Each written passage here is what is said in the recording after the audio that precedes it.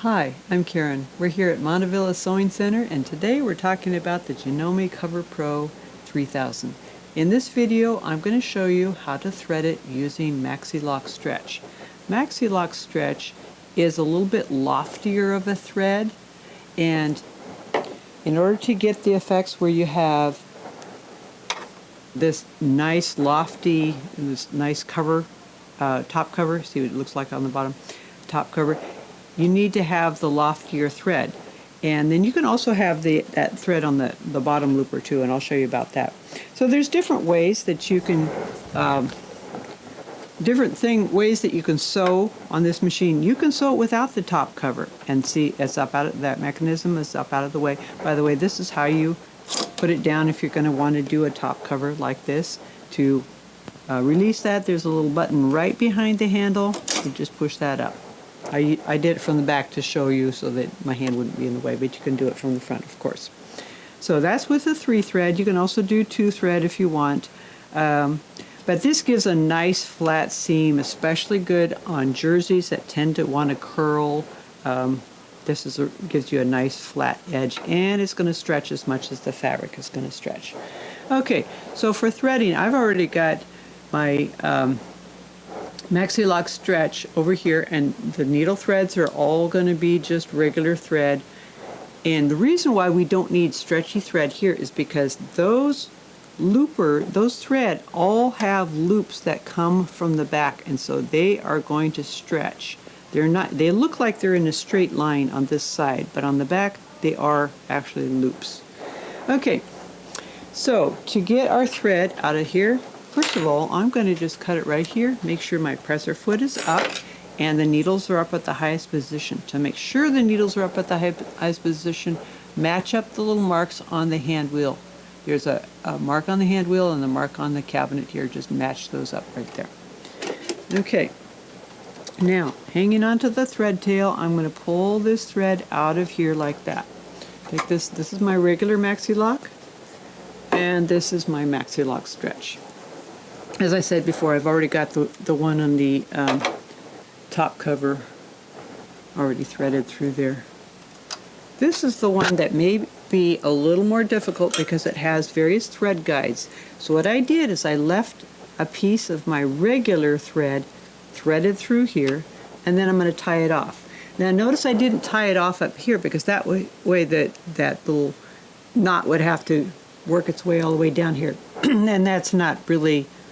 those parts are easy to thread, so I just get it down to this point. There we go.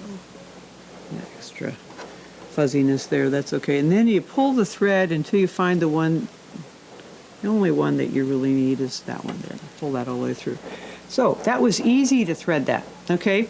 That part's all done. I didn't have to pull the little thing back or anything like that. It's just threaded right through.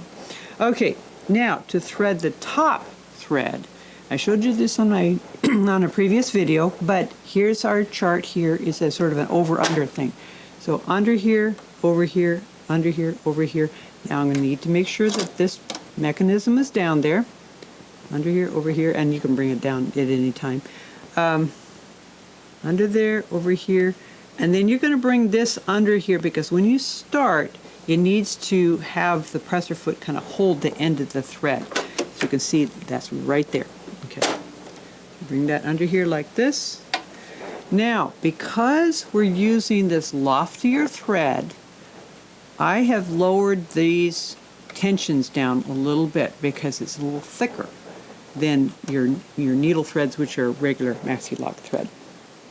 Okay, remember, this is what we're going for, like this. Okay, that's actually, there we go. There's the lower looper is that Maxi-Lock stretch. So, when you do your hem, make sure it's a consistent, even amount. You might gently press it. Remember, this kind of fabric can easily scorch, so be careful with your iron. And use a scrap of fabric first to make sure if you need to change your tensions, you'll know. And then, because this is a finer fabric, let's change this here. This here, the reason why you have this, what this does is it depends on the thickness of your fabric. But if you had some like double knit or some hefty interlock knit, you might want to have this down on standard. But for a finer, like tricot or like your swimwear knit, have this up on fine. What this does is it affects the tensions. It changes the tensions a little bit so you get a better stitch, less skip stitches. The tension is all better. You still might need to use these if you're using this particular thread. So that's the difference that way. Okay. Now we want to put this under here. Now I realize that most of the time when you are doing a cover stitch, you're doing in the round, which means you're not starting on an edge and then chaining off to the other edge, which you still could do.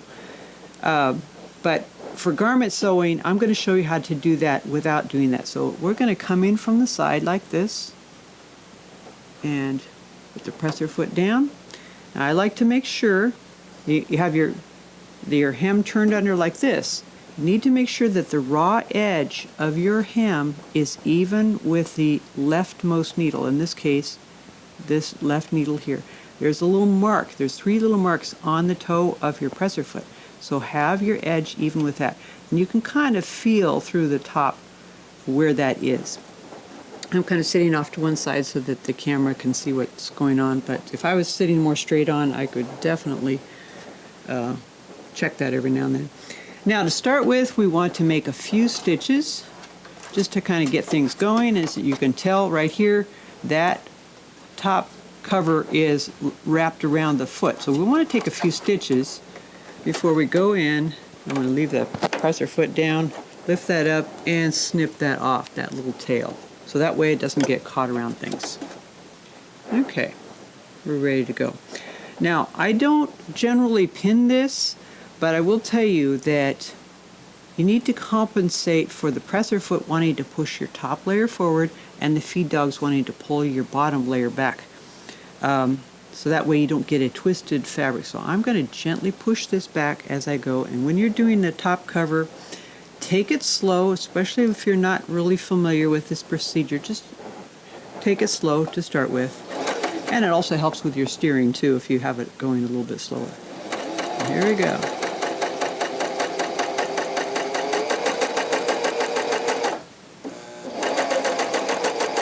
Okay, so as you can see, it made a beautiful stitch there. Now, to take my fabric out of there, again, if we're stitching around something, we can't stitch off the edge of our fabric. Turn your hand wheel so that those marks match up. I can kind of feel that mark right there. That'll make sure that the needles are up at the highest position. Lift up your needles. Take your tweezers and sweep underneath your foot to grab all those threads, or at least all the top threads, and then just cut it off with your thread cutter. Now what we're doing is we're pulling this through, and it pulls those needle threads that I snipped through the fabric and helps lock the stitch.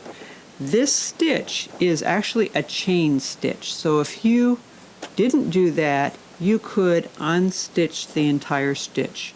So what this does is it pulls the stitch, the top threads through that last loop. And this here, you can knot those off and then thread them back through. I routinely do that. If you're stitching in the round, you want to start near a seam, like inside seam, and then stitch like over about 3/8 of an inch, maybe half an inch past that before you undo it like this. So that's giving you your bottom looper and your top cover with the Maxi-Lock stretch thread, and you can see it stretches as much as the fabric is going to stretch. It gives a nice, clean, decorative finish. You can choose whatever color you want. Nice thing about Maxi-Lock stretch is all of the Maxi-Lock stretch threads come in the same color as your regular threads. So if you've got yellow here, you could have yellow for all of them and have a nice, clean, beautiful finish. Or if you wanted multicolors like I have, go for it. It's your choice. So that is how you use your top cover on your Janome CoverPro 3000. I hope this has been a helpful video. If it has, give us a thumbs up. And if you have comments or questions, you can leave those in the area down below. We have lots of other videos on our Montavilla YouTube channel, so keep watching. Thanks for watching today. Bye-bye.